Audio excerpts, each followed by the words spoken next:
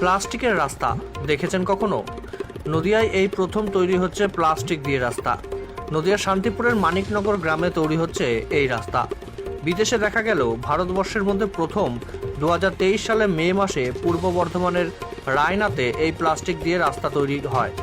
এরপর নদিয়ার শান্তিপুরের গয়েশপুর পঞ্চায়েতের এই মানিকনগর গ্রামে শুরু হলো প্লাস্টিক দিয়ে রাস্তা তৈরির কাজ। জানা যায় প্রায় 38 লক্ষ টাকা ব্যয়ে এই গ্রামে 3টি রাস্তার কাজ শুরু হলো। এই দিন এই রাস্তা তৈরির কাজ দেখতে সেখানে উপস্থিত হন শান্তিপুরের বিধায়ক ব্রজকিশোর গোস্বামী সহ স্থানীয় পঞ্চায়েত সদস্যরা।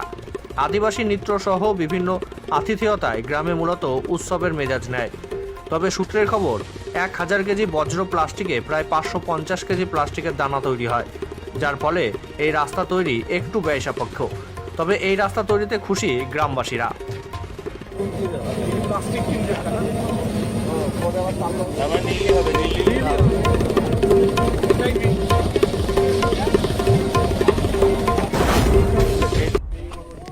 তো আমরা বিভিন্ন সামাজিক মাধ্যমে এগুলো দেখেছি, তো এখন বাস্তবে হচ্ছে, এর জন্য আমরা তো খুবই এক্সাইটেড আর গর্বিতও রয়েছি।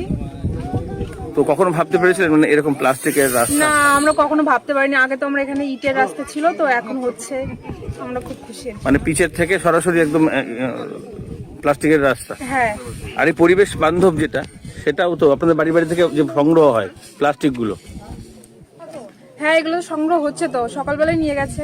তো সেইগুলো থেকেই ধরুন আবার পিউরিফাই হয়ে এখানে আসছে। হ্যাঁ, কি মনে করছেন এতে কি হবে?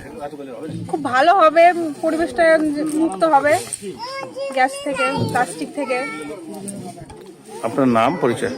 বাইরের ছবিতে দেখতাম, সেটা আমাদের মানিকনগর গ্রামে আজ প্রথম হচ্ছে।